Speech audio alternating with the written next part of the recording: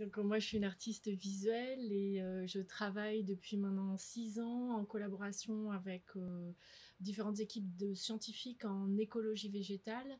Et tout mon travail, il essaye justement d'essayer de trouver des moyens de rentrer en relation avec le vivant végétal sans rentrer dans l'anthropomorphisme. Et j'utilise souvent soit des outils issus des laboratoires, mais en les détournant, et aussi en faisant des installations qui mélangent beaucoup de médiums. Ça peut être du film, du son, de la sculpture, mais en travaillant aussi beaucoup autour de, de médiums qui sont issus du fait main, des savoir-faire, du vernaculaire, donc avec des matériaux proches de mon environnement.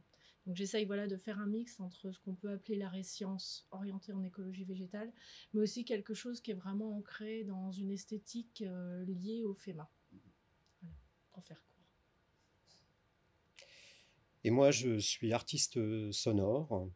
Je viens de la musique, mais j'ai élargi mon champ d'activité au sonore dans son ensemble, en prenant en compte en fait mon environnement, l'environnement dans lequel je travaille.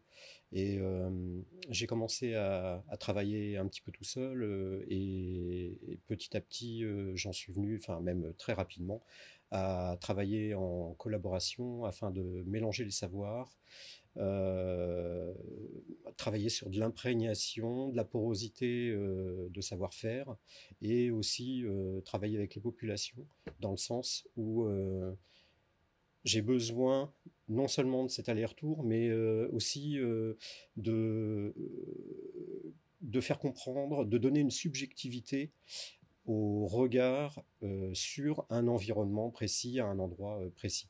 Donc j'ai fait beaucoup de bandes son, notamment, qui donnaient justement à entendre cette subjectivité. Et maintenant, en fait, je travaille aussi beaucoup avec la matière. Je fais des installations sonores, des films, mais mon médium final reste quelque chose à entendre, à écouter. Voilà. Ce que je voulais juste te dire, ce qui était assez marrant, c'est qu'au départ, hormis qu'on pouvait se croiser lors des événements, on ne se connaissait pas vraiment avec Mm. Choi. C'est pas parce qu'on se connaissait vraiment avant qu'on a décidé de collaborer ensemble. Ouais. C'est plus un croisement qui s'est vraiment plus produit quand moi j'étais en résidence à Cornell l'année dernière. Et j'ai commencé à faire des sortes de paysages sonores avec le logiciel Raven. Et là, on a commencé à échanger via Messenger. Mhm. Et puis voilà, c'était resté un petit peu dans un coin de ma tête. Et puis il y a eu cette envie de travailler sur un autre version d'un laboratoire avec qui je travaille maintenant depuis presque 2 ans, qui s'appelle l'INRAE PIAF. Donc c'est la physiologie des arbres en milieu fluctuant principalement. Donc c'est à Clermont-Ferrand. Et j'avais commencé un travail il y a 2 ans avec Eric Badel sur la gravité et la proprioception des plantes. Mais il y avait tout ce versant qui me paraissait être un gros morceau pour moi toute seule, en gros, qui était tout le travail qu'ils font justement quand on dit environnement fluctuant. En gros, ça veut dire les mouvements d'air et le vent et les réactions de l'arbre à ces mouvements d'air et à ce vent. Et en même temps, comme le vent, c'est par essence immatériel, j'avais très envie de travailler là-dessus, mais je me sentais un peu bloquée dans comment essayer de trouver quelque chose qui parte de ces outils-là et de ces analyses-là. Mhm. Et voilà. Et du coup, effectivement, quand tu as commencé à me parler de ce projet-là, ça a tout de suite résonné par rapport à des boulots que je fais en collaboration avec des scientifiques depuis 2011, puisque je collabore avec des chercheurs du CNRS, notamment des astrophysiciens, pour la création d'un dôme avec un plasticien qui s'appelle Cyril Courte.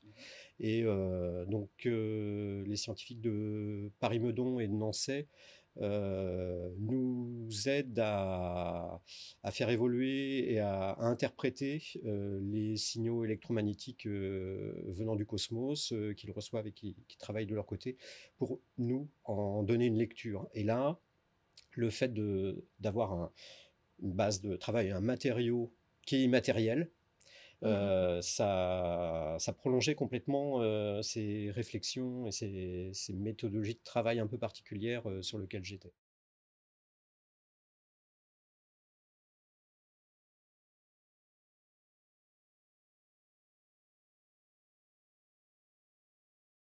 voilà, quand j'ai vu cet appel à projet sortir, comme en plus on habite pas super loin, mais on n'habite pas sur le même territoire, j'ai un peu sauté sur l'occasion. En plus, Mmh. ça allait à peu près dans le calendrier, tout bêtement. Et je me suis dit, ce sera vraiment l'occasion, mais vraiment de démarrer à zéro. Parce que voilà, moi, je suis venue avec des lectures, des articles et quelques programmes scientifiques. En fait, il y a déjà un outil qui est en train d'être mis au point par le PIAF de mesure des mouvements de branches au vent et un logiciel qui s'appelle Kinéplante qui permet aussi de visualiser sous forme de flèches les mouvements des arbres au vent. Donc je suis venue avec ces éléments-là, mais c'était un peu genre voilà. Mmh. Et c'était la discussion que j'avais avec Emmanuel Delangre, l'Adix, que j'ai vu là cet été. Et c'était justement, j'avais trouvé ce vers de Victor Hugo qui est issu donc de Aurore, et où il dit la branche ne sait pas ce que dit le vent. Et maintenant, avec toutes les données scientifiques qu'on connaît, c'est évident que la branche, au contraire, elle analyse plein de choses de ce qu'est le Mmh. sens du vent, voire même elle s'en sert comme un véhicule de message. Et donc, c'était un peu le point d'entrée, c'est pour ça qu'on est parti là-dessus.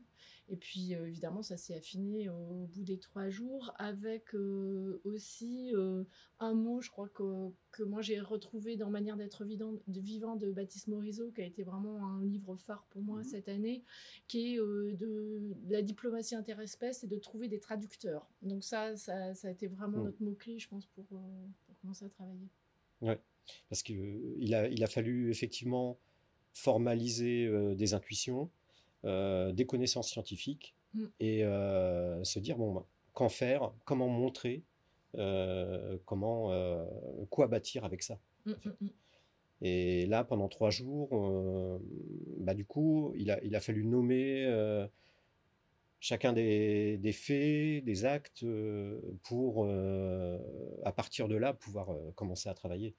Ouais. En- Il y a une phase de compréhension, avant une phase d'écriture, et avant une phase d'élaboration. Mm, mm.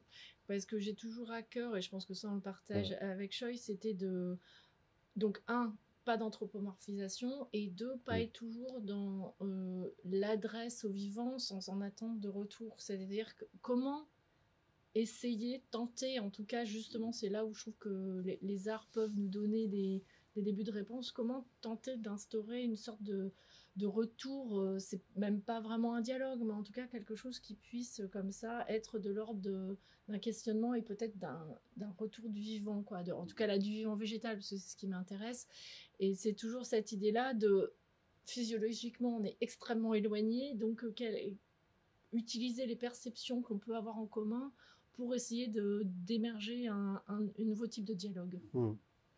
Et on est en plus dans un contexte délicat qui est celle de la disparition des espèces. Et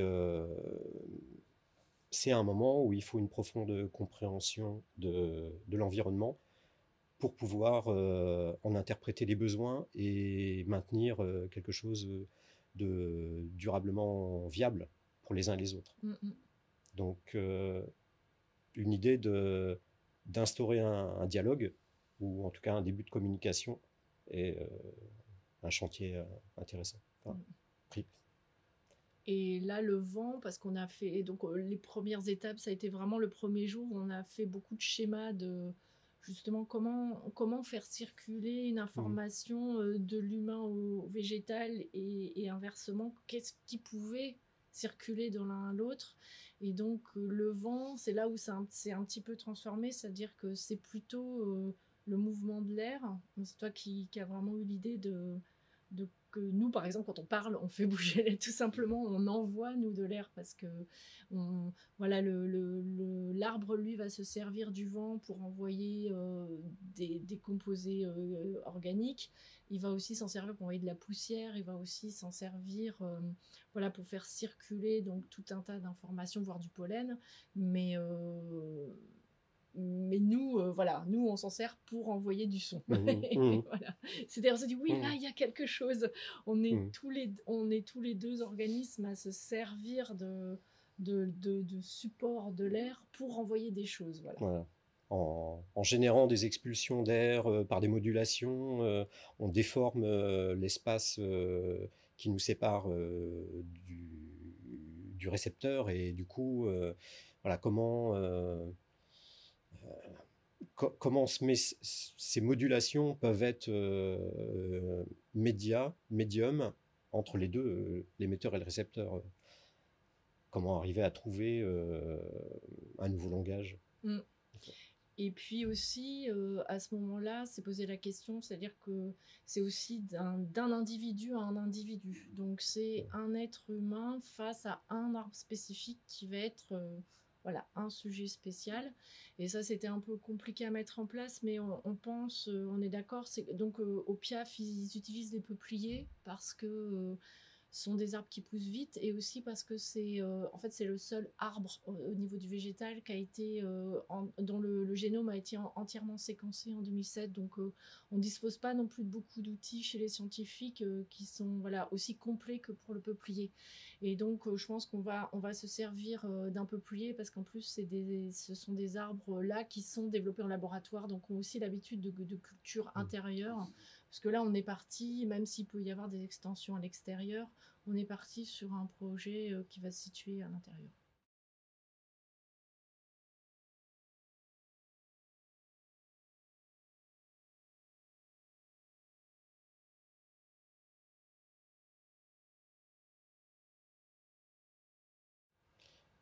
À mon sens, peut-être une vision plus globale, puisqu'en fait, au lieu de monopoliser un sens, on va en monopoliser deux. Donc ça permet effectivement de rentrer un petit peu plus dans le détail et puis ou éventuellement euh, de mieux sentir, de mieux ressentir.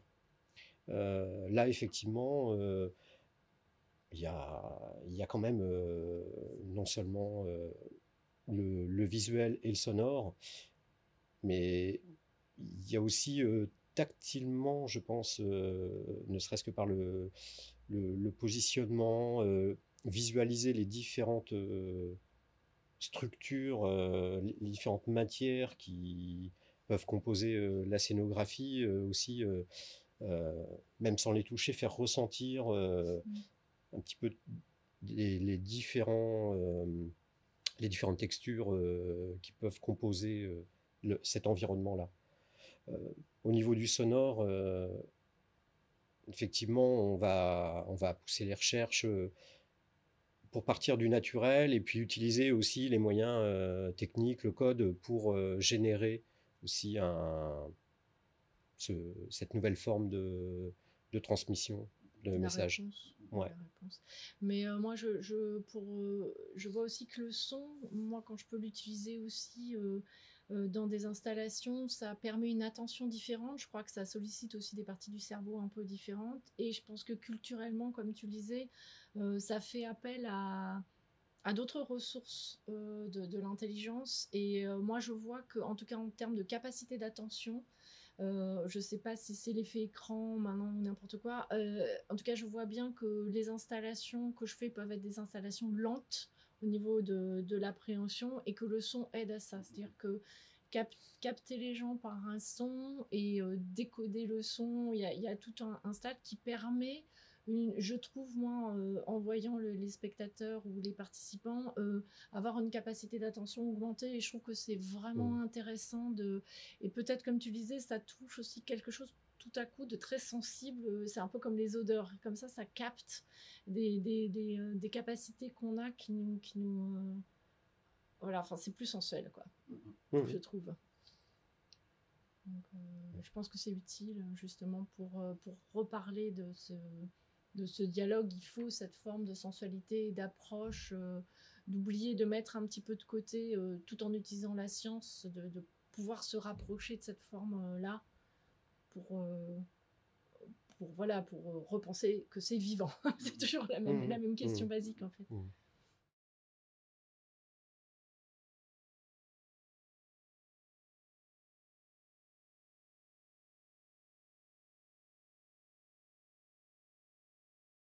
Euh, c'est pas fluide, c'est plutôt des à-coups, des allers-retours, mais je trouve que justement, les artistes visuels, deviennent un rouage justement entre plein de populations différentes et le savoir scientifique parce qu'on a du coup une manière d'appréhender les formes très différentes de simplement une conférence scientifique qui va aborder certains savoirs précis.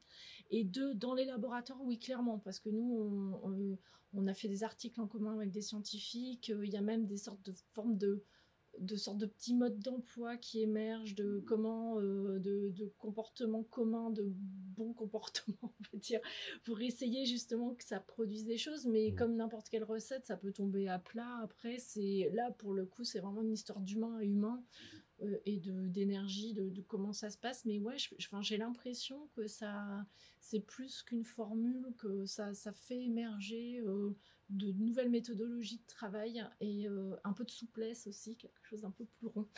Des fois, ça manque un peu. Voilà. Ouais.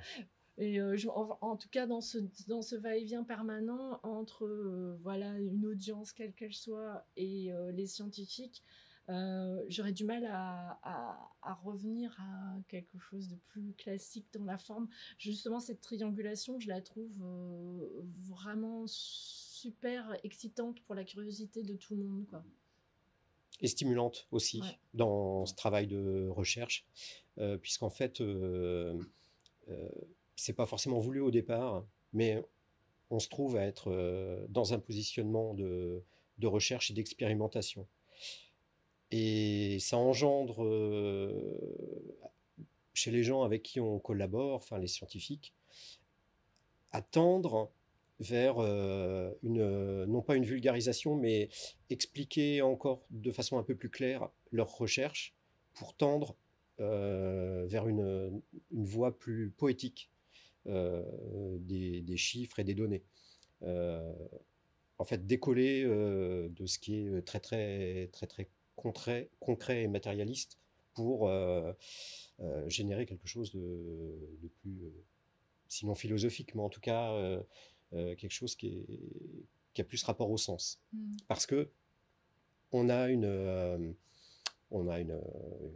confrontation à un public, on montre, donc on cherche à être compris. Voilà. Et tant pour eux que pour nous, c'est vraiment quelque chose de effectivement très, très stimulant.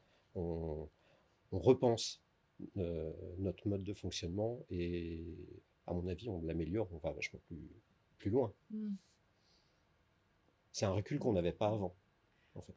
Oui, puis aussi, parfois les scientifiques qui sont amenés à être super spécialisés dans un domaine, souvent c'est très loin derrière eux les raisons pour lesquelles ils sont arrivés à ça. Moi, je vois en écophysiologie végétale, c'est avant tout des randonneurs, des marcheurs, c'est vraiment des gens qui aiment fondamentalement l'arbre et ou le sol ou voilà, les fungi et compagnie. Et c'est assez drôle parce qu'on arrive parfois au bout de discussions ou de présentations de conférences à leur faire redire ça.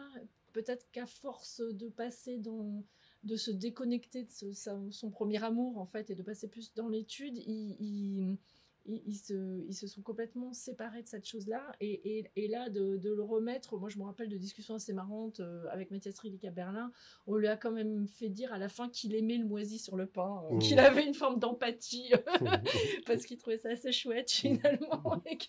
Et j'aimais bien que les scientifiques se retrouvent aussi quelque part, justement dans cette sensualité et dans cette forme de simplicité aussi d'appréhension du vivant qu'eux, ils dépiotent. Voilà, ouais. Rendre sensible pour remettre du vivant, tout simplement. Remettre la circulation en route. Quoi. Je pense que c'est le préalable de tout discours après d'écologie, voilà, c'est avant tout ça, se remettre dans un contexte qui est plus juste. Et du coup, les scientifiques, c'est un bon outil quand même, parce qu'eux peuvent nous dire maintenant, oui, si, maintenant, en bon européen, c'est prouvé, vous pouvez y aller, on a le droit de dire ça, c'est vrai. C'est vrai aujourd'hui en Europe, voilà. Autant que ça puisse valoir. Mais voilà, en tout cas, il y a effectivement ça.